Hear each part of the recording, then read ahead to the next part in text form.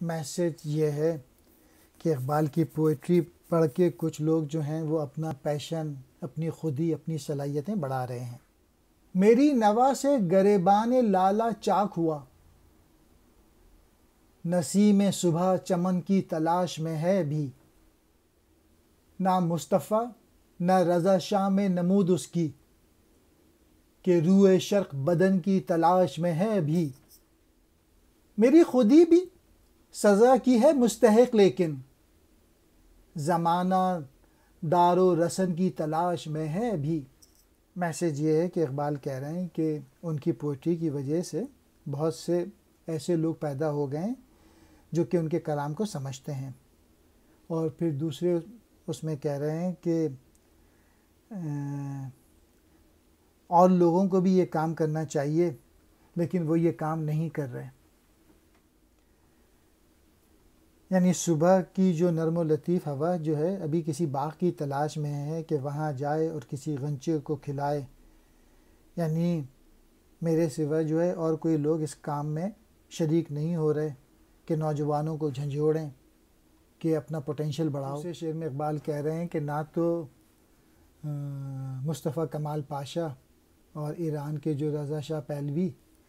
ان دونوں سے انہیں امید تھی لیکن وہ بھی لوگوں کی قسمت نہیں بدل سکے، اور مشرق کی روح ابھی تک جو ہے کسی ایسے جسم کی تلاش میں ہے جس میں داخل ہو کے وہ اپنا مقصد حاصل کر سکے۔ یعنی ابھی تک مشرق میں کوئی ایسا شخص نظر نہیں آ رہا جو ان کی شاعری کو حقیقت کا روپ دے سکے اور مشرق کے لوگ جو ہیں وہ رائز کر سکیں، یعنی پاکستان۔ شعر میں اقبال کہہ رہے ہیں کہ انہوں نے خود ہی کا کانسیپٹ دیا تھا کہ اپنی صلاحیتیں بڑھاؤ، اپنا پوٹینشیل بڑھاؤ، محنت کرو، اسٹرگل کرو، لیکن جو مشرق کے لوگ ہیں وہ اس پیغام کو قبول کرنے کے بجائے ان کو سزا دینے کے لائق سمجھتے ہیں، اور ان کی جو خودی کا جو پیغام ہے اس کو موت کی نیند سلانے کی تلاش میں ہیں،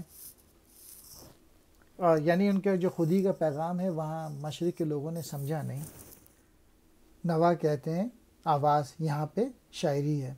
گریبان لالا چاک، سرخ رنگ کے لالے کے پھول کا گریباں چاک ہوا پھٹ گیا،